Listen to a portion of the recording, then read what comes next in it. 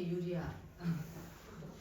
그리고 미리 광고자 하나 드리면은 이 예배 마치고 선생님 뭐 바로 우리 할 일 있어요? 짐 정리하고 바로 가는 거죠?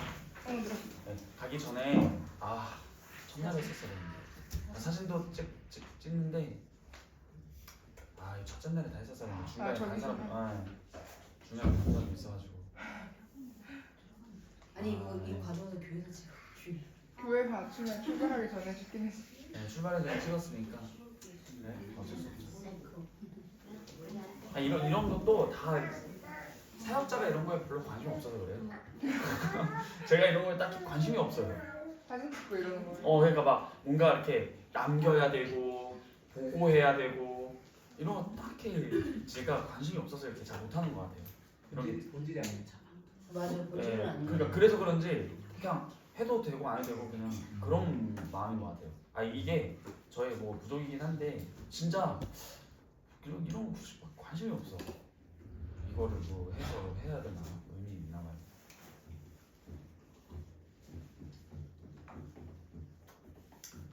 인형이 오늘 거기서?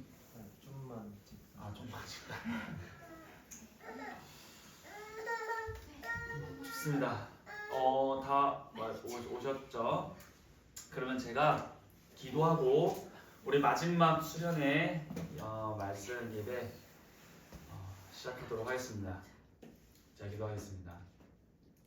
거룩하신 하나님 우리 아버지 감사합니다.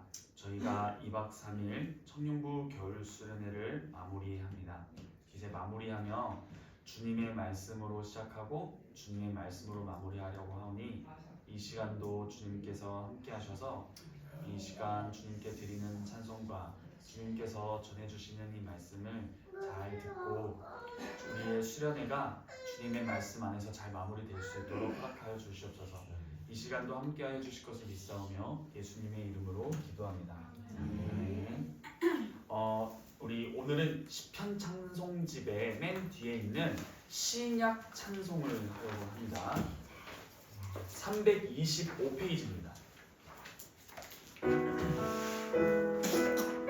325페이지 빌립보서입니다.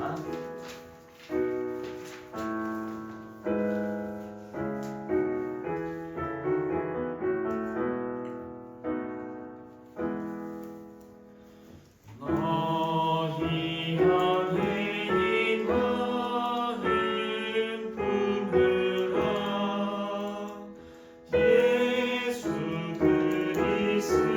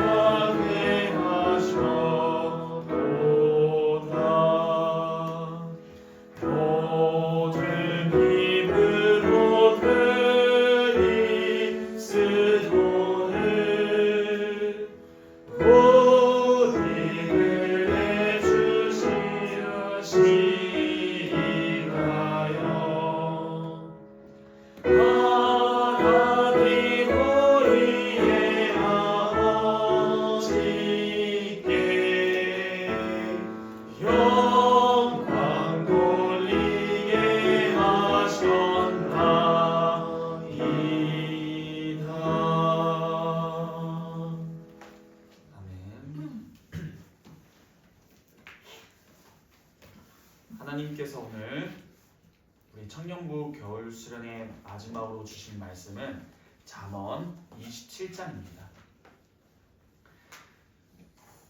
하나님의 말씀 잠언 27장 9절과 17절입니다. 하나님의 말씀 잠언 27장 9절과 17절입니다. 제가 하나님의 말씀을 봉독하도록 하겠습니다.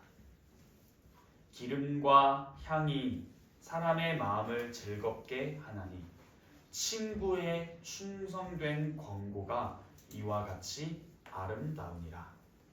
철이 철을 날카롭게 하는 것 같이 사람이 그의 친구의 얼굴을 빛나게 하느니라. 아멘. 이제 우리가 성도의 교제 마지막 말씀을 듣는데요. 여러분들이 생각해왔던 성도의 교제와 지금까지 이 수련회의 말씀을 통해서 들어온 성도의 교제가 어떠한 차이가 있는지, 그동안 나의 생각에 어떠한 미비점이 있는지, 어떻게 보완되고 보강됐는지 각각 생각하시는 바도 있을 것이고 느끼는 바도 많을 것이라 저는 생각합니다. 그렇지만 우리가 잘 알듯이 성도의 교제가 수직적 관계이지만 수평적 관계도 절대 무시할 수 없음을 배웠고요. 그 수평적 관계가 왜 중요한가를 어제 요나단과 다윗을 통해서 살펴봤는데요. 그렇다면 이 수평적 관계가 곧 무엇을 위해서 중요한가 하니 하나님의 언약적 사랑이 가시적으로 드러나고 증명되고 오히려 하나님의 사랑이 추상적이지 않고 실제로 우리의 피부에 와닿는 사랑이라는 것을 증거합니다. 그래서 수평적 사랑은 매우 중요합니다. 이 수평적 사랑이 어떻게 진행되는지를 우리가 들어왔는데 결국에는 수직적 사랑이 근본 원인입니다. 이것이 불가능하면은 수평적 사랑은 어렵다가 아니라 불가능에 확신합니다. 좀 불가능하다고 생각합니다. 그러므로 우리가 이러한 사실을 잘 이해했을 때 첫 번째, 두 번째, 세 번째를 결합하면은 어떤 말을 할 수 있는지 아십니까? 바로 모든 그리스도인으로서 우리에게 가장 필요한 것이 있다. 그게 뭔가? 바로 하나님의 영이, 즉 성령 하나님께서 우리 안에서 성경적인 경건을 함양하여 우리를 통해 그 하나님의 아름다우신 사랑을 나타내고 드러내는 것이 너무나 그리스도인들에게 필요하다라는 것입니다. 그런데 우리가 수평적 관계를 잘 유지하는 것 또한 어느 목적을 위해서 존재하는지를 잊어버리면 안 됩니다. 오직 하나님의 영광을 위해서 수평적 관계도 필요합니다.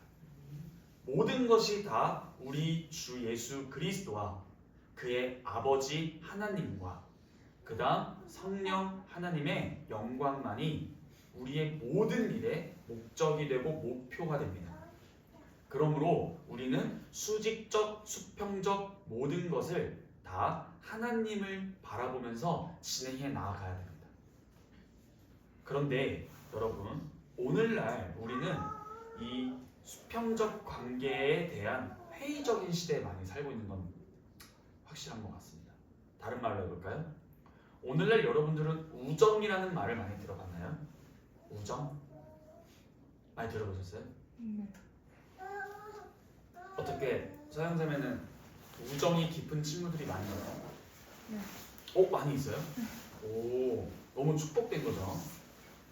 교제, 우정 이런 거 되게 중요한데 오늘 서영이님 말씀 잘 듣고 이걸 잘 생각해봤으면 좋겠어요.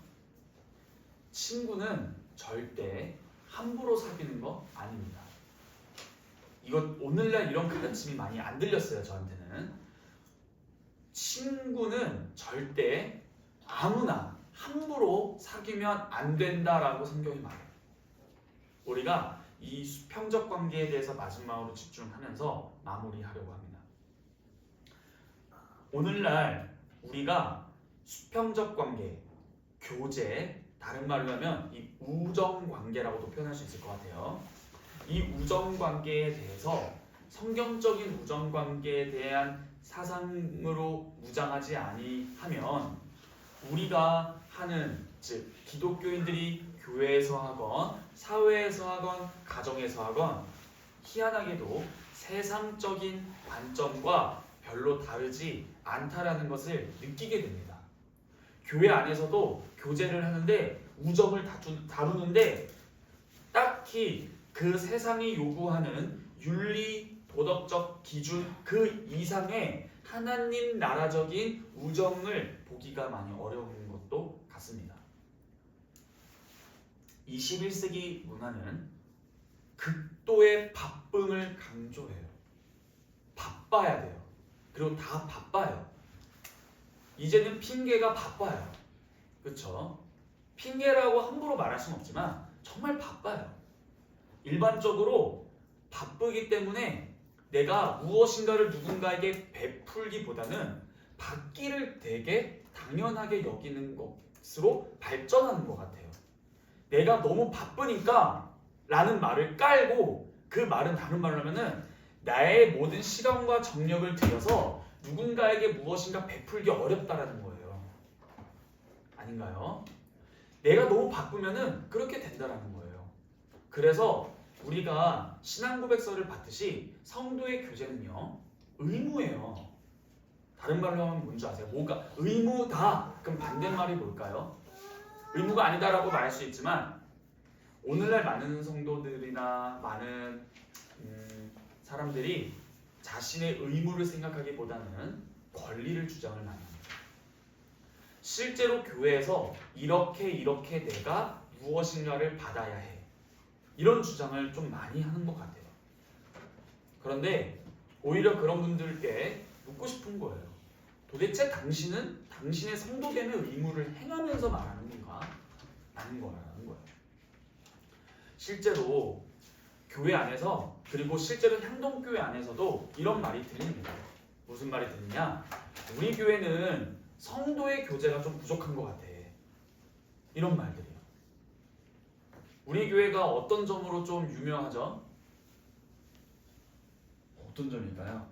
교회 문 일찍 닫는 걸로 좀 유명한 것 같아요. 제가 이 향동교회 처음 부임했을 때 제일 당황스러웠던 게 2시 전에 교회가 어두워져요. 이게 되게 그래서 뭔가 성도들의 사이에 아쉬움도 없지 않아 있는 것 같고 실제로 제가 전에 교회에 있던 예수가족교회 다녔을 때는 담임 목사님께서 신방을 아예 안 하셨어요. 그래서 성도들 간에 불만이 있었습니다. 그게 뭐냐? 왜 목사님은 왜 신방을 안 하세요? 이런 불만이 있었어요. 다른 말로 해볼까요? 왜 이렇게 이런 교제를 안 하시지? 이런 거예요. 그래서 우리가 성도의 교제를 생각할 때에 잘 생각해야 됩니다. 물론 교회 안에서 우리 교회는 참 이런 교제가 부족해 라는 말의 의취와 의미는 알잖아요. 좀 이런 좀 살갑게 하는 이런 게 좀 부족해. 그런데 우리가 잘 생각해야 하는 게 뭐예요? 성도의 교제는 그것에 너무 집중해서 쓰는 게 아니라는 거예요. 그렇죠. 지금까지 배워왔죠. 그래서 수직적 관계가 굉장히 중요합니다. 다시 돌아와서 이 성도의 교제는 다른 말로 하면 우정관계예요. 우정관계. 근데 제가 말하는 우정을 성경이 말하는 경건, 성경이 말하는 우정을 살펴보고 우리가 어떠한 우정관계를 가지고 있는가를 좀 보기를 원합니다. 여러분, 우리가 독서 모임 했었죠? 청년부에서? 왜 웃으시는 이유는 다 알죠? 도중에 공중분해 됐잖아요. 공중분해. 네, 이럴 줄 알았어요. 제가 그래서 그 주일날 2시 예배 마치고 우리 뭐 해요? 그렇죠? 성경 공부하죠. 근데 제가 숙제 내드려요? 안 내드리는 이유가 여기네요. 그냥 같이 함께 하면은 될 것 같아서 그렇습니다. 네, 여러분 우리가 첫 번째 책으로 무엇을 읽었는지 기억하시나요? 그렇죠. 저자? 네, 저자가 C.S. 루이스죠. 저자 C.S. 루이스가 쓴 스크루테이프의 편지에서 지적하는 게 하나 있었어요. 그것을 잘 기억하시는지 모르겠는데 스크루테이프의 편지의 책에서 이런 말이 나옵니다. 한번 잘 들어보세요. 현대 기독교 저술에서는 세속적 허영심과 친구 선택, 그 다음 시간의 가치에 대한 옛 경고들이 사라졌다. 이거 되게 중요한 말이었어요. 스크루테이프의 편지에 뭐라고 나와 있었다고요? 사라졌다. 오늘날 현대 기독교 저술에서 세속적 허영심에 대한 경고와 친구 선택에 대한 경고와 시간의 가치에 대한 옛 경고들이 다 사라졌다. 다른 말로 해서 제가 관심 있게 보면은 친구 선택에 대한 옛날의 경고들이 오늘날 경고하지 않는다라는 거예요. 우리는 기독교적 우정과 친구, 교제 반드시 바르게 세워야 됩니다. 왜냐하면요, 이게 오늘의 핵심 주제입니다. 잘 들으셔야 돼요. 진정한 성경적 우정과 교제는 하나님이 그의 백성을 강화하시는, 성화시키시는 중요한 수단 중에 하나입니다. 내 옆에 누군가를 두심으로 그 사람으로 말미암아 나를 변화시키는 하나님의 수단이 바로 내 옆에 있는 친구라는 거예요. 내 옆에 어떤 친구가 있냐에 따라서 내가 많이 조각됩니다. 100%로 영향을 받아요. 100% 받습니다. 그래서 우리가 성경적 우정과 친구와 교제를 바르게 세우지 않잖아요. 그럼 이렇게 표현하겠습니다. 우리는 그만큼 반드시 가난해질 것입니다. 가난해져요. 실제로 성경이 우리가 인식하는 것보다 우정에 대해서 많이 말하고 있는 거 아십니까? 성경이 말하는 최고의 우정과 교제는 바로 삼위일체 하나님 간의 교제요 우정입니다. 우정이란 말에서 좀 그렇긴 하지만 여하튼 삼위일체 세 위격 간의 놀라운 사랑 속에서 반영되는 것이 최고의 교제예요. 세 위격 하나님께서 교제하신다라는 겁니다. 그래서 사도 요한은 아버지와 아들 간의 사랑을 17번이나 많이 표현해요. 아버지와 아들이 막 사귀는 거. 실제로 요한복음 1장 1절이 무엇인지 아시나요? 태초에 말씀. 태초에 말씀이 계시니라. 이 말씀. 이 말씀이 하나님이죠. 네, 일단은 많이 익히는 들어봤는데 순서는 잘 기억이 안 나요. 네.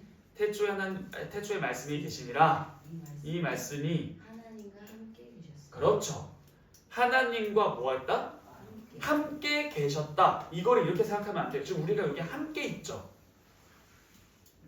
그러니까 마치 한 방에 성부 하나님이 이렇게 있으시고 성자 하나님이 이렇게 있으셨다? 그게 아니라 여기서 함께라는 것이 헬라어 프로스인데요. 서로를 향하여라는 뜻이에요. 그런데 이 서로를 향하여 이렇게 마주보고 있었다? 그게 아니라 아주 그냥 아버지와 아들이 이런 거 있잖아요. 우리가 이 프로스를 어디서 잘 볼 수 있냐면 여기서 많이 볼 수 있어요. 언제? 우리 유 집사님이 율! 하면은 율이 어떻게 해요? 하면서 막 안기죠. 이게 프로스. 태초에 아버지와 아들이 아주 그냥 이러고 있었다. 그게 너무나 친밀한 우정이요 교제를 했다라는 거예요. 두 위격이 서로를 사랑하는 상호 언약적 사랑의 교제를 이미 성경이 말하고 있었어요. 그런데 이러한 하나님 안에서의 언약적 사랑은 발산됩니다. 이게 무슨 말이에요? 복음을 통해 시간 속에 자신의 백성들에게 그 동일한 사랑을 부으세요. 그래서 이 언약적 사랑 때문에 실제로 아브라함을 하나님이 누구라 부르죠? 아브라함은 나의 그렇죠, 친구. 아들은 아니에요. 더 친구다 라고 이사야서와 야고보서에서 말합니다. 아브라함은 나의 친구다. 실제로 자신의 언약적 사랑을 붙기에 합당하지 아니한 대상을 향해서 죄인들을 향해서 그 삼일체 간의 하나님의 각각의 그 사랑을 드러내세요. 자신의 백성들에게. 그래서 결국에는 우리의 관계는 반드시 삼위 간의 언약적 우정 교제를 드러내야 됩니다. 그러하기 위해서는 그 수직적인 관계를 닮아야 된다는 거예요. 이게 바로 세상과 같지 않으냐는, 그러니까 세상과 같지 아니한 다른 관점의 관계요 우정이라는 겁니다. 이게 굉장히 중요해요. 그리고 우리가 어제 들었듯이 다윗과 요나단의 우정 봤죠? 하나님 앞에서입니다. 하나님 앞에서 서로 우정 관계를 가졌고요. 또 우리가 이제 형제 봤잖아요. 남자 여자 우정 기깔난 거 하나 더 있죠? 여자 우리 나중에 강집사님네는 경험하기 좀 어렵지만 경험할 수 있는 가능성이 있어요. 성경에서 여자와 여자 간의 우정이 끝내준 관계 하나 있잖아요.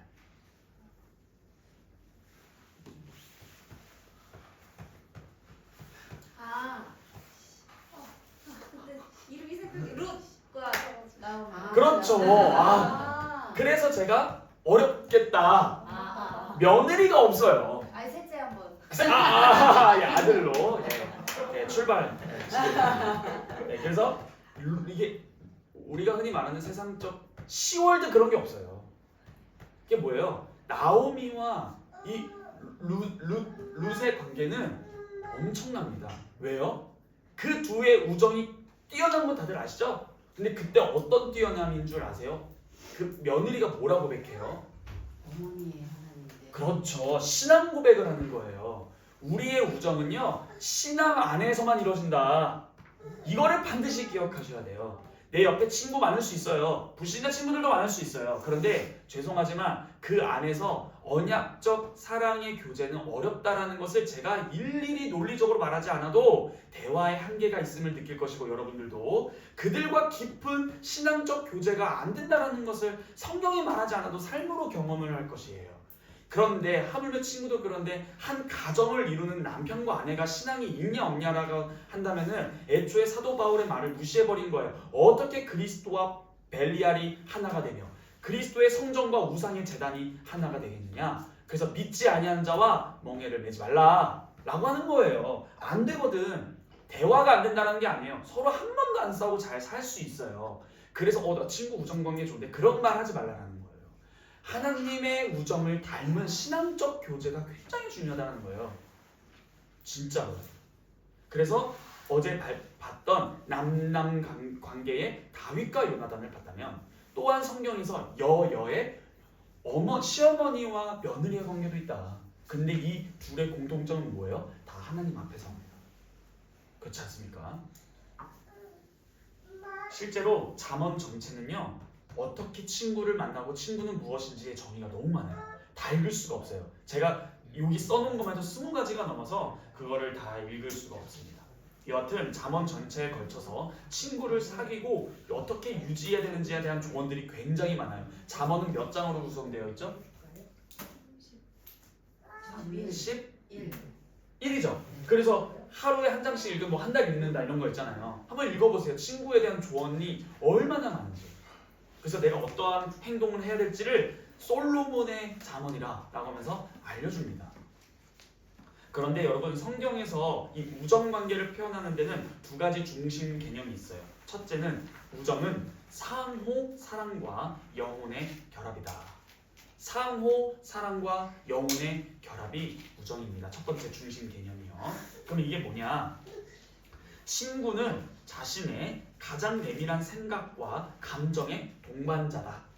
이거가 어제 요나단을 통해서 증명됐어요. 요나단이 다윗을 그냥 사랑했어요? 다윗과 마음이 연합하여 이렇게 나왔습니다. 이처럼 성경적 우정은 나의 감정과 모든 것의 동반자가 친구다라는 거예요. 굉장히 중요하죠. 둘째, 바로 성경에 말하는 친구를 은유적으로 표현하는 게 뭐냐면 대면 만남이다라고 봅니다. 이 대면 만남이 뭐냐면은 실제로 출애굽기에서 성막에서 하나님이 누구랑 대화하시죠? 하나님이 누구랑만 딱 대화하시지 않아요? 모세. 그래서 그 막 질투했던 거 어제 들었잖아요. 쟤랑만 말했어? 근데 하나님이 모세와 대화할 때 출애굽기 33장 11절과 민수기 12장 8절이 이렇게 나옵니다. 어제 민수기 12장 2절을 읽었었던 거예요. 쟤랑만 대화했어? 이거요. 그런데 동일한 12장 8절과 출애굽기 33장 11절에 이런 말이 나옵니다. 사람이 그 친구와 이야기한 같이, 사람이 그 친구랑 이야기한 같이 하나님께서는 모세와 대면하여 말씀하셨다. 이렇게 말을 해요. 그러니까 뭐라고요? 친구와 같이 라는 표현을 씁니다. 그래서 성경에 말하는 친구는 대면 관계인데요. 그런데 단순히 대면 관계가 친구의 핵심이 아니에요. 하나님이 모세와 대면하여 뭘 말해요? 내용이 있지 않나요? 무슨 내용이에요? 바로 비밀을 공유합니다. 간단하죠? 이스라엘 백성은 하나님께로부터 직접 들어요? 아니에요. 모세를 거쳐서 들어요. 근데 이거 누가 요구한 줄 알아요? 이렇게 해달라고? 오, 그렇죠. 언제요? 임하실 때 하나님 임하실 때. 아 누가 죽고 나서 그랬나? 십계명입니다. 직접 음성을 들었을 때 이스라엘 백성이 제발 하나님 우리한테 직접 말씀하시지 마세요. 무서워 죽겠습니다. 쟤한테 말하고 모세한테 말하고 모세를 통해서 우리에게 들려주세요. 여러분들 하나님의 음성 직접 듣고 싶죠? 무서울걸? 이렇게 기도해야 돼요. 감사합니다 하나님. 전도사님을 통해서 이렇게 들려주시니까 마음이 편해요. 이렇게 기도하셔야 돼요. 저 어디서 그 음성을 직접 들어요? 다 죽을 뻔했는데 무섭다고 모세 통해서 그래서 가끔은 하나님의 음성을 직접 들어보고 싶어라고 하시는 분들은 담대하거나 성경 안 읽었거나 너무 담대한 거예요. 전 직접 듣고 싶지 않아요. 무섭거든요. 이스라엘에서 막 떨렸어요. 자, 이처럼 하나님이 계시를 해주는 것이 바로 긴밀한 친구 관계를 표현한 은유 이미지예요. 그러므로 우리들끼리 친구 사이에는 어떤 대화가 오가는 거예요? 비밀 대화예요. 근데 여기서 말하는 비밀은 쟤한테 말하지 마. 이 비밀이 아니에요. 계시입니다. 다시 말해볼까요? 친구와의 대면은 비밀을 공유하는 건데 다른 말로 하면 이겁니다. 하나님의 말씀인 계시를 공유하는 관계입니다. 기도 제목도 나눌 수 있고 자신이 이런 상황에 처했을 때 어떻게 신앙으로 살아가는지를 서로에게 권면도 할 수 있는 관계예요. 이게 진짜 성경이 말하는 경건한 우정이다 라는 것을 알 수 있습니다. 실제로 오늘 읽은 잠언 27장 17절에서는 철이 철을 날카롭게 하듯이 뭐라 나와요? 사람이 그의 친구의 얼굴을 빛나게 한다. 날카롭게 만든다 라는 거예요. 그러므로 철이 철을, 그러니까 내 옆에 어떤 친구가 있냐에 따라서 내가 조각된다니까요. 이게 굉장히 중요한 이해 아닙니까? 실제로 우리가 오늘 어떤 주제를 통해서 이러한 성령적 우정을 조금 살펴보고 마무리할 거냐면 어제는 요나단과 다윗을 봤다면은 오늘은 바울과 그의 아들 디모데를 볼 겁니다. 바울과 디모데의 관계는 정말 우리에게 인사이트를 많이 주는 우정을 볼 수 있어요. 우정에 대한 인사이트를 많이 얻을 수 있어요. 여러분들이 바울에 대한 고정관념 하나 있을 겁니다. 맞는지 안 맞는지 한번 확인해 주세요. 바울은 외로운 혼자 다니는 전도자였다. 조금 공감은 안 되나요? 공감은 안 돼요? 그럼 바울은 어떻게 전도하면서 다녔죠? 혼자 막 다니나요? 혼자도 다니긴 했어요. 근데 뭔가 바울을 보면 막 혼자서 막 하는, 딱 그 혼자서 뭔가 막 개척해 나가는. 근데 그러지 않죠. 실제로 바울은 생애와 사역을 보면 거의 항상 친구들과 함께 다닙니다. 친구들이랑 같이 다녀요. 그 하나님의 일을 할 때. 이게 되게 중요한 일이에요. 그 중에서 가장 중요한 동료 중에 동료가 바로 디모데입니다. 이 디모데에 대한 바울의 평가가 둘이 깊다 이거를 알게 돼요. 실제로 디모데는 아마 바울보다 약 최소 20살 이하로 어렸을 거예요. 나이 차이가 많이 납니다. 우리 향동교회 청년부도 스펙트럼 넓죠? 몇 살까지 청년부 담임목사님 친히 정의를 내려주셨잖아요. 몇 살이에요? 50. 그러면은 예를 들어 인여이가 20살이라 지금 21살 됐는데 20살 치면은 약 30세 차이 납니다. 그쵸? 이 정도면 진짜 아들이야. 디모데랑 그 바울 관계가 그랬어요. 근데 둘 사이의 우정이 기가 막혔다. 이게 오늘날 우리 뭐야? 이게 안 되죠? 전도사님 청 1, 2 빨리 나눠주세요. 왜? 대화의 주제가 안 맞아. 삶이 달라 이러지 않아요? 그래서 제가 느끼는 게 뭐라는 거예요? 왜 이렇게 세상이랑 다르지 않지? 이렇게 느낀다는 거예요. 바울이랑 디모데는 안 그랬는데 왜요? 비밀을 공유하는 친구였는데 그리고 무엇을 공유했는지를 살펴볼 거예요. 자, 일단 바울은 2차 성교 여행 중에 AD 약 48에서 49년에 바울과 만납니다. 디모데가 이것이 사도행전 16장 1절로 3절에 나와 있어요. 그런데 여기서 되게 중요해요. 디모데는 바울과 동거동락하면서 바울의 모든 일거수, 일투족을 다 봤겠네요. 그래서 실제로 바울이 이런 말을 했습니다. 디모데후서 3장 10절에서 11절 제가 읽어드릴게요. 이렇게 바울이 말합니다. 나의 교훈과 행실과 의향과 믿음과 오래 참음과 사랑과 인내와 박해를 받음과 고난과 또한 안디옥과 이고니온과 루스드에서 당한 일과 어떠한 박해라고 설명을 하는데 이게 본인이 당한 거예요. 사도 바울이. 어제도 봤듯이 사도 요한도 교회에게 푸대접받고 바울은 아시죠? 3번 죽을 뻔했습니다. 실제로 죽었다가 부활해요. 돌로 맞아서 죽은 줄 알고 사도 바울 시체 밖으로 내뱉다가 사도 바울이 다시 살아나서 그 성으로 다시 들어가잖아요. 이런 장면도 나고 배가 난파될 뻔해서 그래서 사도 바울이 자신의 일세기를 쓰면은 진짜 내가 이게 인생이 맞나 싶은 거예요. 그래서 사도 바울에 대한 초상화를 보면 항상 허리가 굽어 있고 온몸이 다 까져 있고 막 이런 그림들이 많이 있습니다. 그러니까 사도 바울의 이러한 아주 고난과 역경을 누가 본 거예요? 디모데가 바로 옆에서 본 거예요. 실제로 방금 어디서 나왔다 했어요? 디모데후서 디모데에게 보내는 편지에서 내가 이렇게 당한 것을 너는 직접 목격했지 않았냐? 이렇게 말합니다. 그러므로 이 디모데후서는 두 사람의 우정의 세부 사항을 관찰하기 위한 중요한 성경 틀이 됩니다. 그래서 첫째, 친구 관계라고 했죠? 그 계시가 나눠지는 거. 자, 두 가지를 말씀드릴게요. 바울은 디모데에게 기독교 신앙의 교리를 전수해 줍니다. 방금 둘의 관계가 친구이고 우정이기도 하지만 아버지와 아들 관계이기도 하지 않았습니까? 신은 아니지만요. 내 아들아 라고 하는 것은 당연히 디모데가 바울을 아버지처럼 여겼다는 거예요. 부모를 공경했다는 거예요. 근데 여기서 되게 또 중요한 거 나오죠. 부모를 공경하는 것과 어제 웨스트민스터 대우리 문답에서 뭐가 부모 제5계명에 해당되는 사람이었어요? 범주, 동료. 그래서 바울과 디모데의 관계는 부모와 자식 관계이기도 했지만 동료 관계이기도 했다. 그렇다면 부모로서의 바울은 디모데에게 무엇을 했는가 했을 때 기독교의 핵심 교리들을 잘 전수해주는 아버지 역할을 잘했다는 거예요. 친구 역할에 기깔났다는 거예요. 복음이 무엇인지를 옆으로 실제로 보면서 자라왔다는 것입니다. 그래서 이러한 복음의 공유, 하나님의 말씀에 대한 공유가 부모와 자식 관계든 동료의 관계든 너무나 핵심이 되는 포인트다. 자, 둘째, 디모데는 옆에서 바울이 살아가는 모든 행실을 다 봤습니다. 쉽게 말해서 디모데는 바울의 모든 것을 삶으로 경험하면서 기독교를 배워버린 거예요. 아니, 언제 기독교가 예수를 믿으면 복 받는다고 해서 디모데는 그렇게 인식할 수가 없어요. 근데 바울이 뭐라 해요? 디모데를 초청하지 않아요? 나와 같이 이 길 가자. 그러니까 막 맞고 있고 죽을 뻔하고 하는데 서영이한테 바울이 와서 나랑 같이 이걸 할래?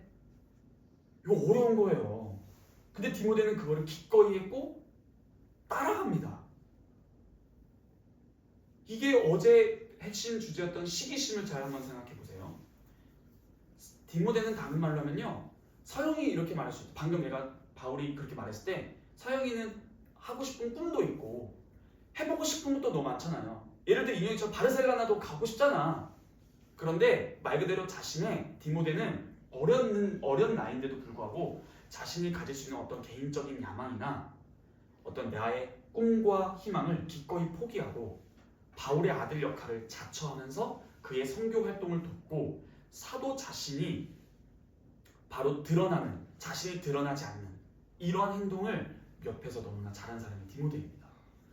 젊은 어린 디모데가 자신의 모든 개인적 야망과 꿈을 내려놓고 아버지 바울을 따라가면서 무사심으로, 시기심이 없는 마음으로 바울의 사역을 계속 도와요. 계속 돕다가 최근에 뭐였죠?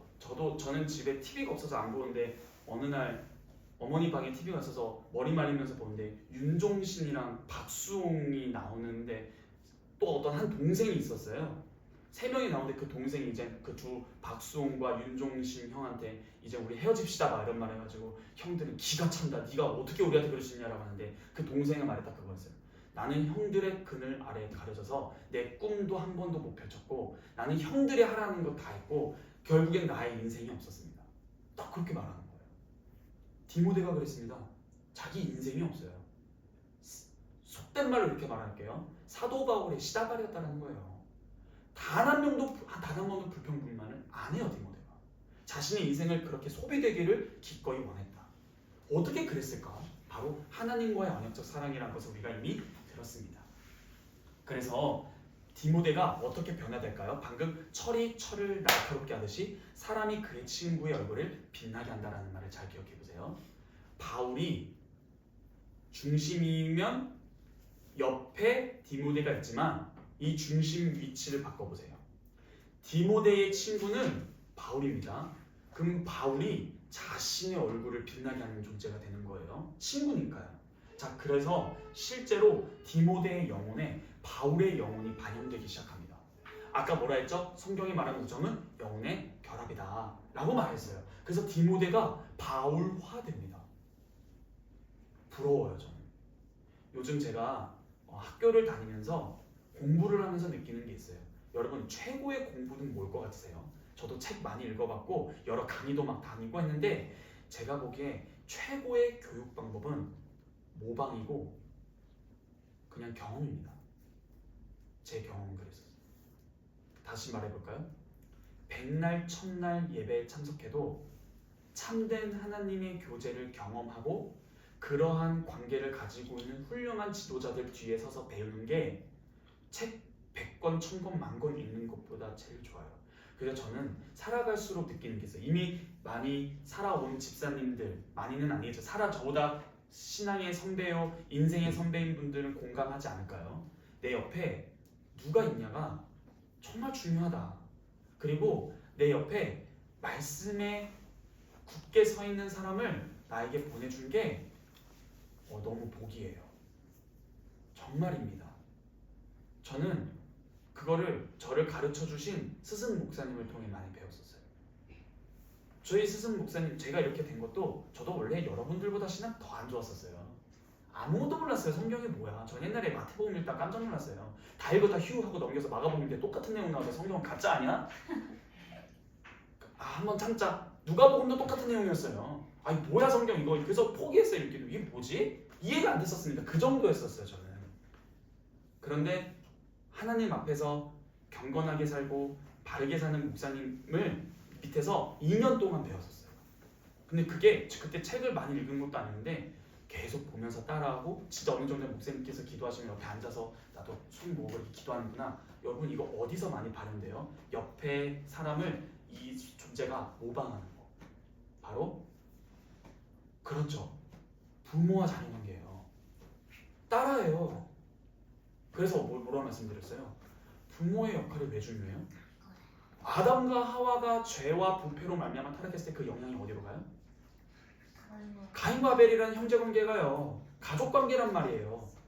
배웠죠? 사계명. 너나 내 아들이나 너 가정의 가장에게 명령하는 거예요. 따라합니다. 모방해요 아이들은. 그래서 부모가 같이 아이들 옆에 앉히고 지금 예배 시간이어서 앉아있는 거야. 잘 가르쳐야죠. 근데 부모가 막 돌아다녀. 그러면 안 된다.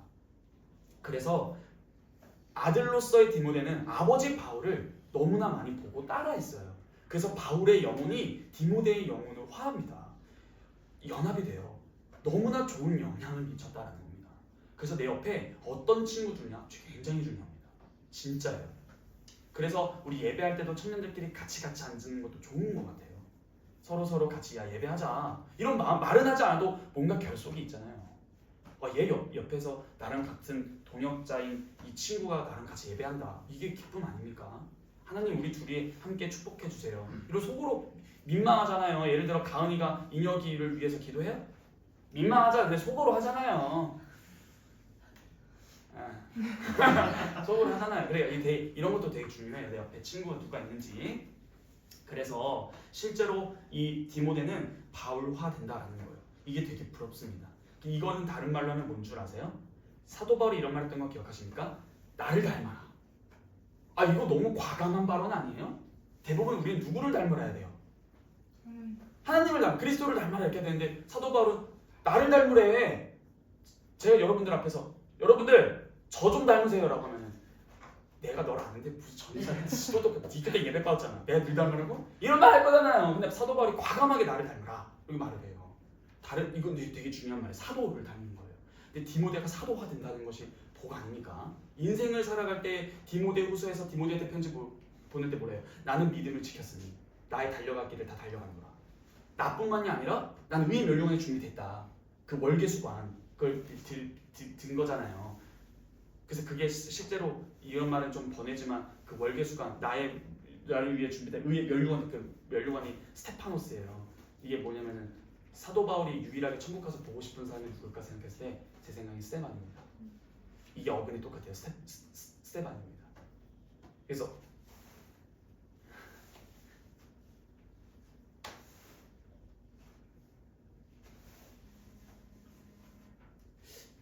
유일하게 사도 바울이 죽인 사람이 스테반이에요. 빚진 마음이었을 겁니다. 다른 말로 하면 자신이 기독교 박해자였다는 걸 인정해버려요. 근데 그 중에서 너무나 성령 충만했던 얼굴이 천사와 같고 하물며 하나님이 그거 아세요? 예수님이 보좌 우편에 앉아 계시죠? 유일하게 일어난 장면이 거기 나와요. 스테반을 환영할 때요. 그때 유일하게 예수님이 자신의 의지에서 일어나는 장면이에요. 그러한 스테반을 죽인 의의 멸류관 스테파노스를 나에게도 줄 것이고 그때 사도 바울은 위대한 사도지만 그거 아세요? 사도 바울이 죽어갈수록 인생을 마무리할수록 자신에 대한 평가가 심해지는 거. 처음에 나와 같은 만삭되지 아니한 자 중에 난 자 이렇게 표현했다면 다음에는 사도들 중에 지극히 작은 자라고 하고 죽을 때 되면 뭐라 말해요? 죄인 중에 괴수. 그러니까 위대한 믿음의 사도도 살아갈수록 자신의 죄임을 너무나 많이 느꼈던 거예요. 그래서 자신이 당하는 고난이 불평불만의 대상이 되는 것이 아니라 바울 자신의 아들인 디모데에게 나를 따라오라라는 담대한 선언이 되지 않았는가? 믿음의 계승을 너무나 잘했어요. 이 두 우정 모범은 우리의 중요한 모범이 됩니다. 그래서 실제로 사도 바울이 쓴 고린도전서 15장 33절에서 바울이 고린도 교인들에게 이렇게도 말을 해요. 악한 동무들은 선한 행실을 더럽히나니 내 옆에 있는 악한 친구들은 나의 선한 행실을 막 더럽힌다는 거예요. 이거를 진리로 믿는다면 반대로 말해보면 어떻게 되는 건 줄 아세요? 좋은 동료는 나에게 좋은 습관을 촉진시킨다 이겁니다. 그래서 우리는 친구를 잘 사귀어야 되고 실제로 우리 주변의 친구를 잘 선택해야 돼요. 내가 어떻게 이 친구라는 것이 굉장히 좋은 것을 실컷 지금 디모데와 바울의 관계에서 말씀드렸습니다. 다른 말로 하면은 여러분들의 친구로 말미암아 여러분들이 변화되어야 되는 관점은 이거예요. 진정한 성도의 교제는 뭘까? 수평적 관계로서요. 그것은 이겁니다. 그와 함께 있을 때 내가 죄를 짓는 것을 두려워하게 만들어주는 존재입니다. 다시요. 이 친구로 말미암아 내가 하나님 앞에서 죄를 짓는 것을 두렵도록 여기도록 만들어주는 존재가 너무 좋은 친구예요. 얘 때문에 내가 죄를 못 짓는다. 이게 뭐예요? 성화잖아요. 성화. 점점점 내가 깎여가는 거. 그래서 친구 관계는 하나님께서 우리를 연단시키는 성화의 중요한 도구가 친구라는 거예요. 친구. 인생의 동반자입니다. 실제로 바울이 또한 빌립보서 2장 19, 22절 이건 한번 찾아봐서 같이 읽어보면 좋을 것 같아요. 빌립보서 2장이에요. 빌립보서 2장 19절로 22절입니다. 이거 한번 다 같이 읽어보도록 하겠습니다. 빌립보서 2장 19절에서 22절 시작. 내가 그들을 속히 너희에게 하기를 주의 안에서 나는 너희의 사정을 알고도 안위를 받으려 하느니 이는 뜻을 같이하여 너희 사정을 진실히 생각할 자가 이밖에 내게 없습니다. 그들이 다 자기 일을 구하고 그리스도 예수의 일을 구하지 아니하되 디모데의 연단을 너희가 하나니 자식이 아버지에게 함같이 나와 함께 복음을 위하여 수고하였느니라. 자, 바울이 여기서 사용한 단어들을 보면요, 디모데를 어떻게 소개하냐면요, 그리스도를 닮은 본보기로 추천하고 있어요. 디모데를 추천해요. 보내요. 왜요? 디모데는 그리스도를 닮은 좋은 너희에게 본보기가 될 거야. 이거 방금 사도 바울이 누구를 닮으라 했어요? 나를 닮으라. 근데 괜찮으세요? 네. 사도 바울은 그럼 누구를 닮았었어요? 그리스도를 닮았었잖아요. 그런데 봐봐요. 그리스도를 닮은 사도 바울이었어요. 근데 사도 바울의 친구요 아들 역할을 했던 그 디모데가 바울이 교회에게 추천하면서 디모데는 누구를 닮았다고 하는 거예요? 그리스도를 닮았다라고 하는 거예요. 그러니까 이게 연결이 되고 있는 거예요. 그리스도를 닮은 훌륭한 사도 중에 사도인 바울 옆에 있던 디모데가 바울을 닮았더니 그리스도를 닮았다는 거예요. 이거 보이세요? 그리스도를 닮은 바울, 바울을 닮은 디모데인데 디모데는 곧 바울을 닮았고 바울은 곧 그리스도를 닮았기 때문에 사도가 추천해주는 위대한 명예 뭐예요? 그리스도를 닮은 본보기로서의 디모데입니다. 디모데가 성화가 되고 있었던 거예요. 그리고 이 왜 디모데가 그리스도를 닮은가 했더니 디모데는 진심으로 빌립보 교인들의 상태를 같이 바울과 걱정하고 있었어요. 동료 신자들로서 그들의 필요에 대해서 진정으로 염려했고 자신의 이익을 추구하지 않았던 디모데입니다. 디모데는 자신의 이익을 추구하지 않았어요. 그래서 그는 자신의 이익을 추구하지 않았던 우리의 위대한 사도요 위대한 직분자인 그리스도께서는 우리의 유익을 위해 자신의 유익을 기꺼이 내려놓으신 분이잖아요. 하나님과 동등됨을 인정치 아니하시고 자신을 비워 육체를 입으사 종들과 같이 되신 이유가 뭐예요? 자신의 유익을 생각했다면 그렇게 하실 필요가 없으신 하나님께서 우리의 유익, 죄인들의 유익을 위해 자신의 유익을 포기하신 것처럼 지금 디모데가 자신의 유익을 구하지 않고 빌립보 교인들의 유익과 빌립보 교인들의 영적 상태를 사도 바울과 함께 진심으로 같이 걱정하고 있는 모습이었고 이러한 모습을 보인 디모데를 옆에서 봤던 사도 바울이 봤을 때 야 진짜 사도도 놀랐을 거예요. 얘 어떻게 이렇게 변했지? 라고 하면서 추천합니다. 디모데를 추천해요. 여러분들은 주변에 누군가에게 이 사람은 정말 그리스도 닮은 사람이야 라고 추천한 사람이 있으세요? 그리고 본인은 추천 받으실 수 있으시냐라는 질문이에요. 이게 우리의 인생에서 너무 중요합니다. 그래서 실제로 20절에서 보면은 뜻을 같이 하여 라고 나옵니다. 바울은 디모데를 향해서 뜻을 같이 했다라는 말을 해요. 그래서 그리스도를 닮고자 하는 그 열망 때문에 디모데는 바울과 마음과 생각을 완전히 공유했고 따라서 바울의 완전한 신뢰할 수 있는 대리인이 되어버립니다. 바울의 대리인 디모데입니다. 나이 차이 괜찮습니다. 신앙 차이 괜찮습니다. 결국에는 바울과 디모데의 우정을 우리가 볼 수 있었던 것이고 이 우정의 기초는 바로 마음과 생각의 조화였다. 나이 차이로 말미암아 친구가 될 수 있냐 없냐는 세상적 관점이고요. 마음과 생각과 나의 영혼과 하나님의 말씀에 대한 것이 조화를 이루면 그는 여러분들의 친구가 됩니다. 마지막으로 이 바울이 디모데를 얼마나 열정적으로 생각했는지를 말씀드리고 마무리하도록 하겠습니다. 우리 디모데 후서를 볼 텐데 아직은 찾지 마시고요. 이 부분을 읽으면 저도 이 부분을 넘어갔었는데 성경을 읽다가 이 부분을 보자마자 되게 놀랐었어요. 한번 찾아볼게요. 디모데 후서 1장입니다. 이게 사도 바울이 순교당하기 전 썼던 마지막 서신이에요. 디모데 후서 1장 2절로 4절 한번 읽어보도록 하겠습니다. 다 같이 읽어볼게요. 1장 2절로 4절입니다. 시작! 사랑하는 아들 디모데에게 편지하노니 하나님 아버지와 그리스도 예수 우리 주로부터 은혜와 긍휼과 평강이 내게 있을지어다. 내가 반박한 것과 가운데 쉬지 않고 너를 생각하여 청결한 양심으로 조상적부터 선택하는 하나님께 감사하고 내 눈물을 생각하여 너 보기를 원하는 내 기쁨이 가득하게 하노니. 아멘. 지금 바울은 로마의 감옥에서 죽음을 앞두고 편지를 쓰는 중이에요. 이게 마지막 서신이에요. 디모데는 지금 어디에 있냐면 바울과 같이 있지 않고 현대 터키 지역의 해안에 있는 에베소 교회에 있습니다. 바울은 로마 감옥에 갇혀 있고 디모데는 에베소에 있는 장면이에요. 바울은 편지를 시작하면서 디모데를 향해 죽기 직전 편지 읽기 시작합니다. 내 사랑하는 아들. 이렇게 시작해요. 지금 그러면서 뭐라고 해요? 바울이 지금 죽음을 앞두고 그를 정기적으로 디모데를 위해서 기도했고 내가 너를 너무 보고 싶다.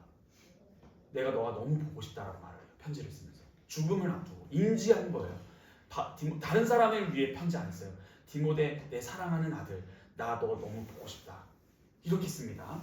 그러면서 디모데를 생각하면서 사도 바울이 이 구절 읽고 저 깜짝 놀랐어요. 4절이에요. 4절 어떻게 시작해요? 내 눈물을 생각하여 너를 보기 원함은 이렇게 시작하지 않나요? 자, 이게 정확하게 무슨 뜻인 줄 아십니까? 사도 바울이 디모데를 생각하면서 쓰는데 어떤 장면을 생각하는 거예요. 어떤 장면이었냐? 이런 장면이에요. 사도 바울과 디모데가 헤어지기 전 같이 있었을 때 디모데가 사도 바울 때문에 울음을 참지 못하고 엉엉 울었던 때가 있었던 것 같아요. 내 눈물을 생각하여.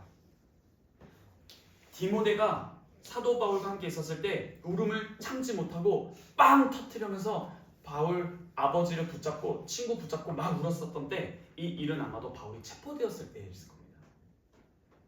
디모데가 막 울었어요. 바울 때문에. 근데 바울도 그게 마음이 아팠나 봐요. 너 울음을 생각한다. 디모데에게 그러면서 뭐라 말해요? 울지 말고 복음 굳게 잡고 경건을 추구하고 너의 사역을 잘 완수해라. 바울은 친구에게 디모데에게 자신의 임박한 죽음에 대해서도 말을 해요. 그래서 뭐라고 말해요? 나는 구원받았다.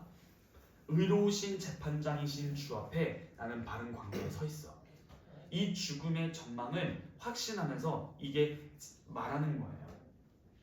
그래 이 디모데후서 1장부터 4장까지 쫙 이런 내용이 나와 있는데 장절은 찾진 않을게요. 그런데 자신의 구원을 확신하는 과정 가운데 오케이 난 이제 나 이제 하나님 앞에 간다. 우리의 상상으로는 믿음이 되게 좋으면 죽음을 두려워하지 않고 물론 죽음을 두려워하지 않습니다. 이제 막 뭔가 기뻐서 아싸 나 이제 간다 이렇게 할 것 같잖아요. 근데 위대한 사도인 바울을 보면은 믿음이 너무 좋았는데 죽음을 앞두고 너무 슬퍼해요. 왜? 디모데가 너무 보고 싶거든. 되게 인간적이지 않아요? 기독교인이 신앙이 좋아진다는 것은요 어떤 성인군자가 되거나 초월하는 어떠한 사람이 되는 게 아니라 굉장히 인간다워집니다. 사람다워져요. 신앙이 성장합니다. 그래서 디모데와의 우정이 너무나 간절한 나머지 이서 하나만 볼게요. 디모데후서 똑같이 4장입니다. 4장까지 있죠. 디모데후서 4장 9절을 한번 봐볼게요. 이거 한번 읽어보겠습니다. 시작. 오늘은 어서 속히 내게 오라. 네. 그리고 21절도 한번 보시겠습니다. 혹시 강도사님 이거 유명한 장이잖아요. 그 누구야? 갑자기 이름이 생각이 안 나는데 전쟁 당시에 이 성경을 읽고 겨울 전에 속히 오라 이거를 나에게 적용을 해서 겨울 전에 그 전쟁으로 나아가는 그런 학자가 있었어요. 신학자. 이게 말 그대로 문자적으로 적용해서 겨울 전에 속히 내게 오라라는 이거를 겨울 전에 그 전쟁을 같이 가서 같이 죽어버리는 그런 장면이 있었습니다. 갑자기 기억이 안 나는데 그런 장면인데 핵심은 뭐예요? 사도 바울이 죽기 전에 마지막 편지를 마지막 4장 마지막 쓰면서 너는 어서 속히 내게 오라. 그러면서 뭐래요? 겨울 전에 어서 오라 라고 말합니다. 이거에 대해서 나중에 여러분들이 성경 읽을 때 도움을 드리고자 말씀드리면 11월부터 3월까지의 겨울 동안에는 지중해를 항해하는 것이 굉장히 위험했었어요. 배 타고 다니는 거 위험했고 그때 당시 지역에 많은 선박들이 겨울에 운항을 중단합니다. 운항을 안 해요. 이를 사도 바울이 명확히 알고 있었고 자신의 죽음이 가까워졌음을 인식한 바울은 디모데에게 겨울 전에 에베소에서 로마로 속히 오라라는 말을 하는 거예요. 왜냐하면 지금 안 오면 3월까지 못 보잖아요. 근데 3월까지 못 보면 사형이 앞에 있는데 그러면 잠시만요, 저 디모데 볼 때까지 사형 연기 좀 이게 안 되잖아요. 그래서 빨리 보고 싶어서 속히 와라. 만약 이때를 놓치면 육로로 와야 되는데 너무 멀어요. 그래서 바울이 디모데를 너무나 보고 싶어 했습니다. 이것은 뭘까요? 자신이 죽음이 두려워서 천국에서 우리의 우정관계가 달라질 것 같아서 그게 아니라 예수 그리스도 안에서의 성도의 교통과 교제와 우정은 바울과 디모데를 볼 수 있듯이 하늘에서 온 불꽃으로 전화된 우정이었고 이 우정은 하늘에서 결코 꺼지지 않도록 할 것이며 그것은 영원히 타오르기 때문에 디모데는 죽음을 앞두지 않건 바울은 디모데와의 그 교제를 계속 하고 싶었던 겁니다. 다른 말로 드릴까요? 죽기 전에 한번 보자 이게 아니라는 거예요. 그럼 뭐라는 거예요? 죽든 안 죽든 그리스도 안에서 우리가 영원히 교제할 것인데 바울은 디모데와 끝까지 계속 교제하고 싶은 마음이다라는 거예요. 죽음을 앞두고 야 죽기 전에 빨리 한번 보자 유언이라도 남기게 그게 아니라 그냥 계속 교제하고 싶은 거예요. 어서 속히 와라. 나 너랑 빨리 교제하고 싶다. 우리 모두가 이런 마음이 있는지도 돌아봤으면 좋겠어요. 예배 시간에 앉아 있는데 빨리 와라. 너 예배 시간 늦으면 죽어. 이게 아니라 빨리 같이 말씀 나누고 같은 말씀 듣고 교제하고 싶으니까 그런 마음이 우리 안에 있어야 됩니다. 정리하도록 하겠습니다. 결국 성경이 강조하는 우정이란 굉장히 높은 수준의 영적 친밀감을 말하는 것을 들었습니다. 이것은 우리가 그동안 들어왔듯이 오직 그리스도 안에서만 가능한 교제예요. 그러므로 우리는 이 성도의 교제를 매우 귀중히 여겨야 하는데 성도의 교제는 그리스도 안에서 시작했고 그리스도 안에서 계속되며 그리스도 안에서 완성되어야 합니다. 사도 바울과 디모데, 다윗과 요나단, 나오미와 롯 이러한 위대한 우정의 관계가 성경에 많이 나와 있는데 이들의 핵심은 뭐가 있었냐? 신앙 고백이었습니다. 우리 주 예수 그리스도에 대한 믿음이었어요. 어제 말씀드렸죠? 요나단이 어떻게 그것이 가능했는가? 여호와 하나님을 믿는 믿음이라고 말씀드렸습니다. 그러므로 여러분들이 친구를 선택하기에 중요한 척도가 하나 제시됩니다. 믿음입니다. 그리고 그 믿음을 공유하십시오. 그리고 공유하는 그 믿음을 가진 두 사람이 철이 철을 날카롭게 하듯이 서로의 얼굴을 빛나게 하면 됩니다. 그것은 곧 바울과 디모데를 통해 알 수 있듯이 영혼과 사랑이 연합됨으로 점점 성화의 걸음을 걸어가는 거예요. 이 사람 때문에 내가 성경 말씀 더 읽고 싶어지고 이 사람 때문에 내가 더 기도하고 싶어지고 이 사람 때문에 내가 더 죄를 짓기를 두려워하게 된다. 이러한 우정관계를 우리는 쌓아야 됩니다. 친구를 위해서 은혜의 권면을 주저하지 마세요. 내가 사랑하는 사람을 위해서 너 그렇게 하면 안 된다. 하나님 앞에서 너 그러면 안 된다. 라고 권면하는 것을 두려워하지 마세요. 왠 줄 아십니까? 왜 우리가 두려워하는 줄 아세요? 친구에게 권면하는 거를? 친구 사이가 깨질까봐. 근데 제가 뭐라 말했어요? 성경적 우정은 하늘에서 내려온 불꽃으로 점화되며 라고 말했습니다. 여러분 그거 아세요? 지혜로운 여인, 현숙한 여인, 다른 말 이 아내, 여인보다 아내입니다. 원래 지혜로운 아내는 정확하게 다시 말하면 잠언입니다. 부요함은 아버지께로부터 부모님께로부터 오나 이게 뭐예요? 흔히 상속이죠. 근데 지혜로운 아내는 어디로부터 오는 줄 아세요? 하나님께로부터 온다라고 성경에 나와 있어요. 정민 선생님, 지혜로운 아내와 현숙한 아내는 하나님께로부터 옵니다. 이거 정말 아멘이에요. 다른 말로 해볼까요? 지혜롭지 아니한 남편에게 시집가는 자는 돌아보아야 돼요. 자신의 영적 상태를. 그래서 아내 결혼 관계뿐만 아니라 성경이 말하는 우정도 하나님께로부터 옵니다. 왜일까요? 방금 제가 뭐라 말씀드렸죠? 하나님께서 내 옆에 친구를 두신 이유, 이 친구를 통해서 나를 뭐하기 위한 수단이다? 성화하기 위한 수단이다. 그 성화는 하나님께서 하시는 방법이에요. 그러므로 내 옆에 친구를 주는 것도 하나님께서 주신다는 것을 믿었을 때 친구가 우상이 되지 않을 수 있어요. 내가 얘랑 관계 깨질까봐 성경적 얘기 안 하면 돼요?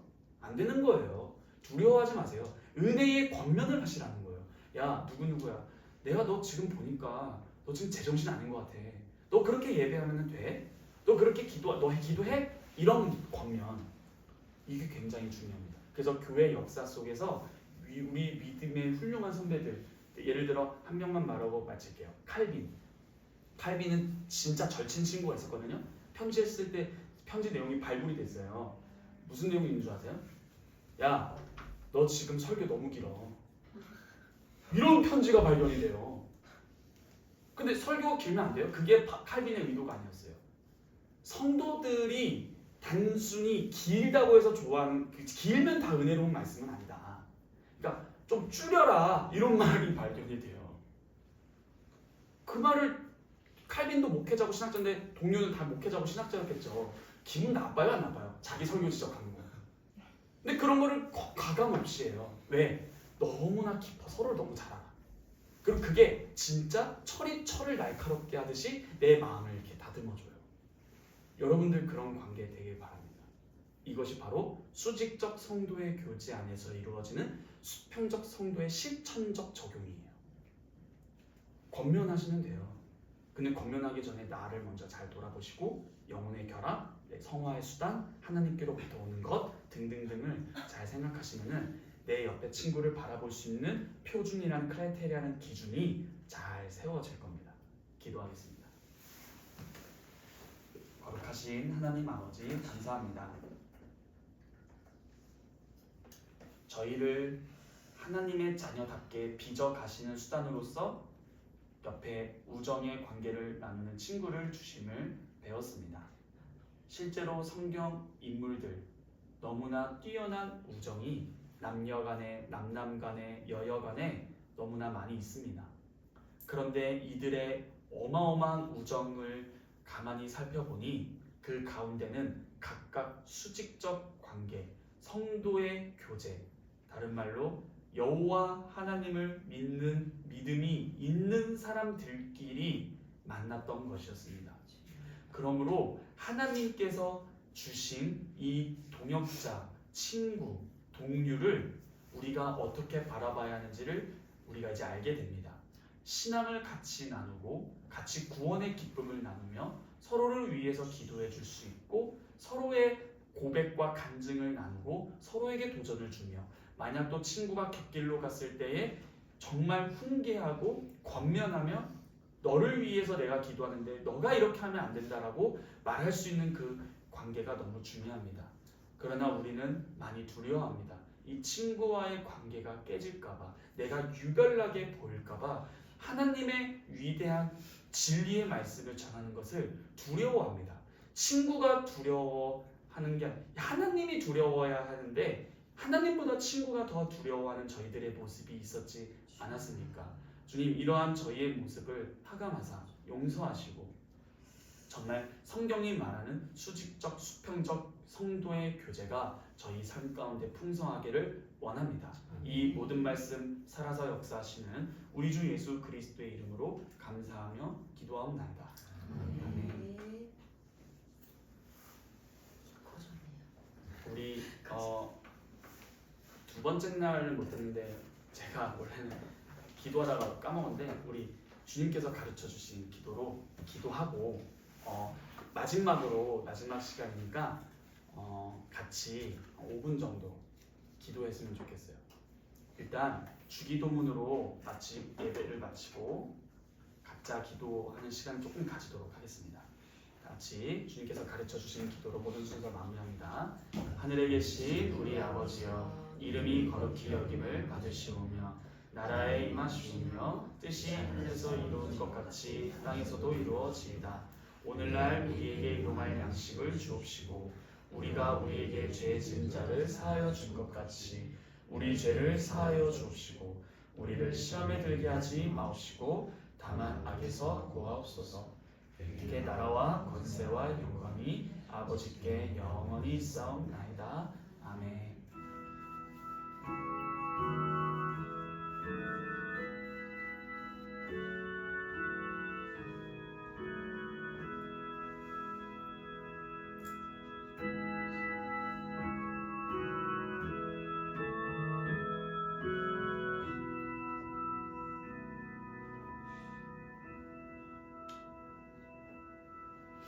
네, 우리 이 시간 제가 기도 제목을 좀 드리도록 하겠습니다. 각자 편안하게 소리를 밖으로 내셔도 혹은 그냥 속으로 하셔도 상관없습니다. 이 시간 기도할 첫 번째 제목은 짧게 드리도록 할게요. 첫 번째 기도 제목은 성도의 교제는 성도들 간의 교제가 1차적 의미가 아니었습니다. 다른 말로 하면은 내가 지금 나의 영적 상태가 성도의 교제였던 거예요. 내가 지금 수직적으로 내가 사랑하고 내가 너무나 즐거워하고 내 목숨도 내놓기를 주저하지 않을 수 있는 우리 주 예수 그리스도와 교제를 하나? 막연하죠? 명확하게 말씀드릴게요. 사도의 가르침을 받기를 애쓰고 우리 아버지와 우리 주 예수 그리스도와의 사귐에 동참하기를 내가 애쓰며 성찬이라는 것의 의미와 그 진정성에 내가 참여하기를 또 애쓰고 기도에 애쓰는가? 이게 중요한 척도가 됩니다. 이것으로 하나님과의 교제를 1차적으로 생각하시고 또한 하나님께서 기뻐하시는 뜻을 우리가 잘 배우길 원하고 알길 원한다고 나의 모든 것을 주님께 드릴 테니 내가 간절히 바라는 건 주님과의 그 관계, 사랑의 관계, 나중에 주님께서 나에게 착하고 충성된 종아 그 한마디만 난 만족하는 인생 잘 살았다고 고백할 수 있는 우리 인생이 될 수 있도록 우리 함께 기도하도록 하겠습니다. 기도하시죠. 거룩하신 하나님 아버지, 정말 성도의 교제가 우리가 매주일 사도신경을 통해서 고백을 하는데 이것을 저희가 수련의 기간 동안 배웠습니다. 하나님, 제가 주의 말씀을 읽습니까? 하나님의 사도의 가르침에 듣기를 애씁니까? 주님, 수직적으로 우리 주 예수 그리스도와 아버지와의 그 관계, 친밀한 친구의 관계, 모든 계시의 비밀을 주고받는 관계, 모든 것들을 공급받는 은혜의 관계가 지금 있습니까? 하나님, 아버지와의 깊은 관계를 누리기를 소원합니다. 저의 영혼의 갈급함을 채워주시고 주님만으로 만족하는 삶을 살 수 있도록 저희의 마음을 잡아 주시옵소서. 주님, 제가 주님과의 관계가 어떻습니까? 하나님, 말씀을 읽고 묵상하고 공부하는 그것이 목적이 아니라 결국 성도의 가르침에서 아버지와 우리 주 예수 그리스도 교제하는 그러한 시간이 되기를 소망합니다. 행복하기를 원합니다. 또한 주님의 몸과 피를 마시는 먹고 마시는 그 성찬 적극적으로 참여하며 나아가게 되시고 또한 기도하기를 힘쓰며 기도하기를 주저하지 않고 나의 모든 속사정과 나의 모든 소원과 아름을 주님께 아뢰며 기도하는 그리하여 주님께로 응답을 받는 그 대화의 관계, 깊은 교제의 관계가 있기를 소망합니다. 하나님 아버지께서 우리의 기도를 들어주시고 주님께서 저희와 동행하여 주셔서 하나님도 빠짐없이 진정으로 성경이 말하는 성도의 교제, 수직적 교제 일어날 수 있도록 주님 허락하여 주시기를 수고합니다. 하나님 아버지, 주님 역사하여 주시고 저희 모든 청년분들이 하나님과의 관계에 애쓰며 첫 발라부터 정신정력하며 나아갈 수 있도록 허락하여 주시기를 구합니다. 하나님 아버지, 도와주시옵소서. 두 번째 기도 제목 드리겠습니다. 수직적 관계에 의거한 수평적 관계. 실제로 우리의 가정, 교회, 국가, 특히나 가정이 너무나 중요합니다. 이 가정은 곧 교회이기 때문이고 교회는 곧 가정이고 이것은 그냥 가정이 아닌 하나님께서 허락해 주셔서 세우신 가정입니다. 우리 모두가 교회도 그리스도와 연합되는 것이고 가정, 결혼 이것도 하나님께서 짝지어 주신 것입니다. 그러므로 이 가정은 하나님께서 세우신 것이기에 이 교회는 하나님께서 세워주신 것이기에 그 각 구성원들이 수직적 관계를 바르게 유지함으로 수평적 관계까지 나아가 됩니다. 그러므로 내가 하나님과의 관계가 좋다라는 것이 증명되는 순간이 또 언제냐? 바로 요나단입니다. 내 마음이 너와 연합되어서 내가 너를 나처럼 내 생명처럼 사랑한다. 이 시간 기도하실 때에 이러한 수평적 사랑이 저희의 삶에 드러날 수 있도록 다 함께 기도하도록 하시겠습니다. 기도하시죠. 하나님 아버지 감사합니다. 저희의 삶에서 사심이 없는 시기심이 없는 하나님의 사랑의 기반을 둔 여호와 하나님을 믿는 그 믿음의 기반을 둔 수평적인 사랑의 관계가 있기를 원합니다.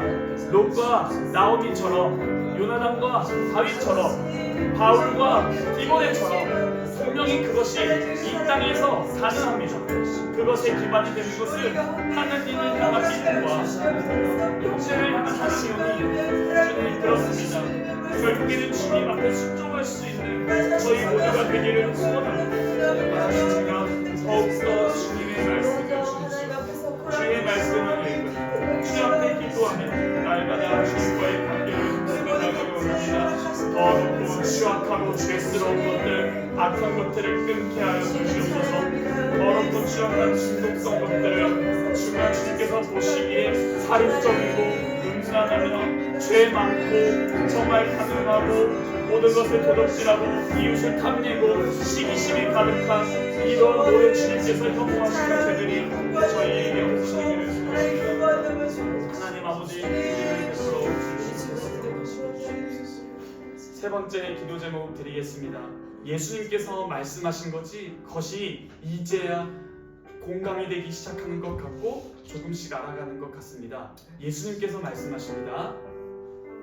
하나님을 사랑하고 이웃을 내 자신같이 사랑하라.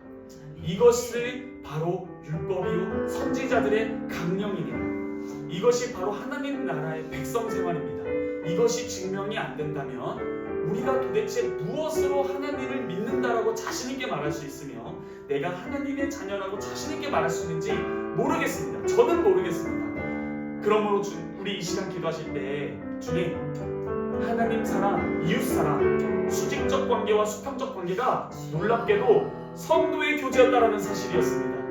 이 시간 기도하실 때에 하나님, 그 성도의 교제, 수평적 교제가 저희의 삶에 풍성해지고 인생을 살아갈수록 내 얼굴의 주름이 하나하나 늘어갈수록 내 마음의 사랑도 하나하나 장성이 되어서 결국에는 바울을 닮은 디모데처럼 예수 그리스도를 닮은 자가 될 수 있도록 허락해달라고 이 시간 다 함께 기도하도록 하겠습니다. 기도하시겠습니다.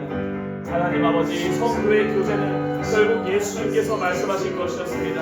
하나님을 사랑하고 이웃을 사랑하는 것이 성도의 교제인데 우리가 이것을 행해야 할 것입니다. 주님이 성도의 교제가 저희 삶 속에 가능하게 하여 주시고 주님의 뜻이 저희의 삶 가운데 성취되어서 날마다 하나님 나라의 언약 백성의 삶을 살아갈 수 있도록 온전히 성령 하나님을 쫓아 행하는 그런 저희의 삶이 될 수 있도록 주님 허락하여 주시길 구합니다. 하나님 아버지, 그를 베풀어 주셔서 그들은 자비를 베풀어 주셔서 주님의 은혜가 너무나 축소합니다. 주님 채워주시기를 구합니다. 하나님 아버지, 정말 주님의 말씀에 순종할 수 있도록 성령 하나님을 쫓아가며 성령의 열매를 내시며 사랑과 희락과 하나님의 계획까지 모든 성령의 9가지의 열매 단일하게 열매를 내시며 성령 하나님을 근심시키거나 소멸시키지 않고 온전히 쫓아갈 수 있도록 주님 은혜를 거두지 마시고 주님 내 안에 내주하시는 성령 하나님이시여 은혜와 힘과 능력을 더하여 주시고 유기적으로 역사하시는 아버지의 뜻을 깨달은 성화의 걸음을 걸어가게 하여 주시고 죄와 싸우는 마음을 주시고 하여 주시옵소서. 우리 마지막으로 기도하겠습니다. 오늘 들은 말씀에 의거해서 기도하기를 원하는데요. 결국 성경적인 우정이 나를 갖고 갑니다. 내 옆에 누가 서 있냐가 되게 중요합니다. 그런데 더욱 놀라운 것이 내 옆에 누가 서 있냐가 너무 중요한데, 그게 바로 하나님께서 보내주신 사람이라면 그 하나님께서 보내주신 그 친구의 친구도 나의 친구가 됩니다. 그러므로 우리가 믿음이 너무나 중요한데, 내 옆에 있는 친구도 나와 동일한 영혼의 결합을 누릴 수 있는 친구라면 내 친구는 한 명이 아니라 그 친구의 친구도 나의 친구가 된다는 사실이고, 결국에는 이런 동일한 신앙을 가진 자들이 모인 곳이 바로 교회였던 것입니다. 바로 이 교회가 형제 자매 공간이었던 곳이에요. 내 친구고 내 부모고 이게 교회인데, 먼저 첫째로 내 옆에 있는 친구를 주님께서 믿음으로 성장시켜 주시고, 나 또한 믿음으로 성장시켜 주셔서 성경이 말하는 우정이 일어날 수 있도록 허락하시고, 이 안에서 두 번째로 이것이 우리 한국교회뿐만이 아니라 전세계교회, 작게는 가정부터 시작해서 향동교회에 일어나야 되는데, 결국에는 성령 하나님의 역사하심이 없으면 이게 불가능합니다. 그러므로 이 시간 마지막으로 기도하실 때, 주님, 저에게 성경적 우정을 실현하면서 요나단과 다윗, 나오미와 룻, 바울과 디모데와 같은 관계에 사람을 내 옆에 많이 두어달라고 정말 주님께 간절히 바라니까, 이 친구가 나를 바꿔간다면서요. 철이 철을 날카롭게 하듯이 이 친구가 내 얼굴을 빛나게 합니다. 그러므로 내 옆에 정말 믿음의 친구 보내주십시오, 주님. 그리고 두 번째로, 이러한 관계가 가정에서 시작되고 내 옆에 있는 친구 그리고 교회에게까지 확산될 수 있도록 우리 이 시간 다 함께 마지막으로 기도하도록 하겠습니다. 기도합시다. 하나님, 제 옆에 친구가 저를 바꿔갑니다. 내가 자꾸 친구한테 물들어갑니다. 그래서 디모데가 더 부럽습니다. 디모데는 옆에 바울이라는 친구가 있었습니다. 이게 얼마나 축복인지 모르겠습니다. 하나님, 그리스도를 닮은 바울, 아니 아브라함은 하나님의 친구라고 여김을 받았습니다. 아브라함이 그래서 우리의 믿음의 조상이 됩니다. 하나님, 내 옆에 친구가 나를 바꿔가요. 내가 친구를 닮아갑니다. 내가 친구를 닮아가요. 그러므로 옆에 있는 친구를 하나님께서 보내주셔야 합니다. 하나님, 믿음의 동역자를 허락하여 주시고, 이 사람의 믿음이 나의 믿음을 견뎌주고, 결국에는 나의 순대로 만나가서 정말 끼리끼리 만납니다. 하나님, 정말 결심하여 기도하며 주님, 제 옆에 친구를 위해 기도합니다. 제 옆에 구정을 나눌 수 있는 믿음의 동역자를 보내주십시오. 정말 가정부터 바르게 세울 수 있도록 보내주시고 너무나 감사합니다. 하나님, 그리고 이런 친구의 관계가 친구가 되고 친구의 친구가 나의 친구가 되는데, 이러한 형제 자매들이 모인 곳이 교회인데, 우리 향동교회가 정말 성도의 교제가 풍성히 일어나는 하나님께서 세우신 교회가 되기를 원합니다. 같은 신앙을 공유하는 것, 이게 바로 교회입니다. 주님께서 세우시는 교회 세워주시옵소서.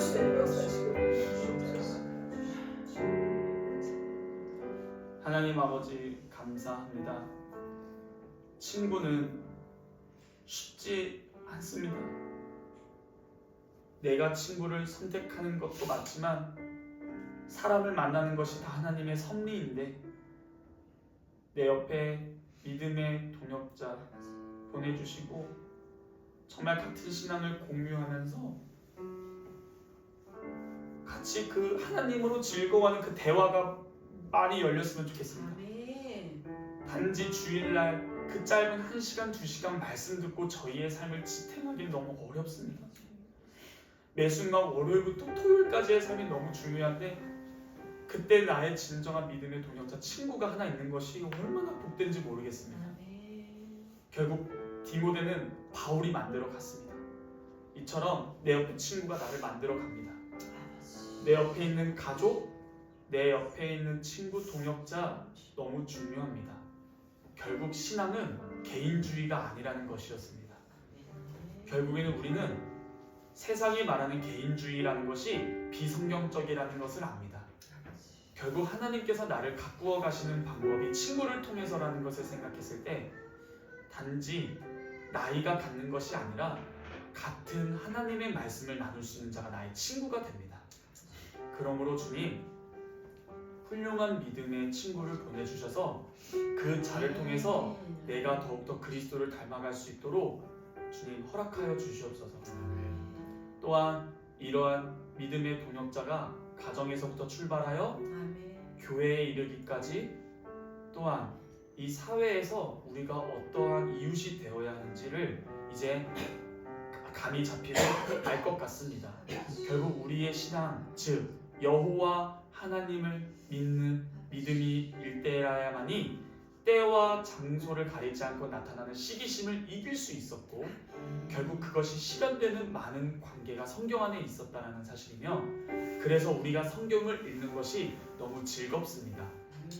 우리가 진짜 믿음의 동역자를 바란다면 정말 믿음의 동역자를 만난 성경의 인물들을 성경을 읽는 게 나의 즐거움이 됩니다. 와, 나 부럽다. 나도 정말 나오미에게 롯과 같은 사람이 있었으면 좋겠고 나에게 바울과 같은 디모데와 같은 친구가 있었으면 좋겠고 어제 말씀 들었듯이 이야 요나단과 다윗 관계 너무 부럽다. 나에게도 동일한 하나님이 이런 동역자 좀 보내주셨으면 좋겠다. 나도 믿음이 성장하고 싶다. 내가 나중에 천국 가서 주님 볼 때 뭐라고 말씀드려야 될지 모르겠다. 내가 지금 말씀 읽나? 기도하나? 성찬하나? 주님 아버지와 그리스도의 관계가 없으면 너무 삶이 어렵고 무겁습니다.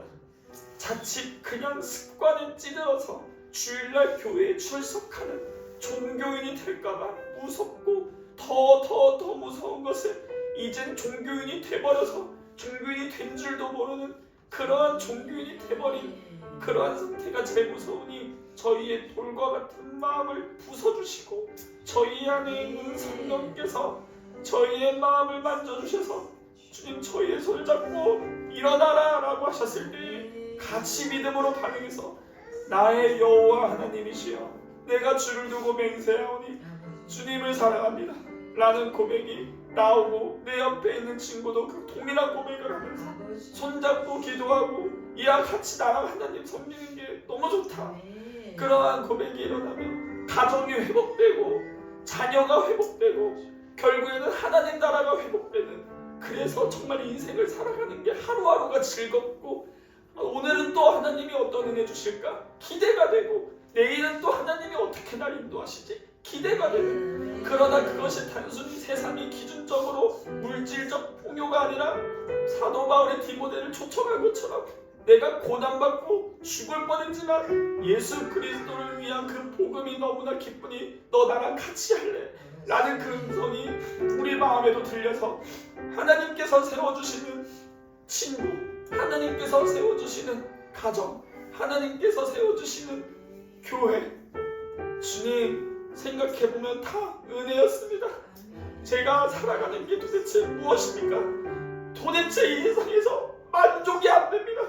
결국에는 우리가 하나님의 형상으로 지음을 받았기 때문에 완전한 하나님의 형상이신 우리 주 예수 그리스도의 은혜가 있어야만 저희 삶이 부하나 빈부하나 상관없이 기쁩니다. 그랬을 때 이러한 마음으로 살아갔을 때에 주님께서 부르셨을 때에 착하고 충성된 종아 너무 잘했다 수고했다 이젠 너는 나와 영원히 살자 그 음성을 들으며 주님을 찬양하며 나아가는 그 운명은 결국 이 땅에서 정해집니다. 앞으로 100년도 못 사는 삶 어떻게 살아야 할까요? 결국 하나님을 믿는 믿음이 나를 살립니다. 성도의 교제를 믿사오며 이 모든 말씀 살아서 역사하시는 사랑이 많으신 우리 주 예수 그리스도의 이름으로 간절히 감사하며 기도하옵나이다. 아멘.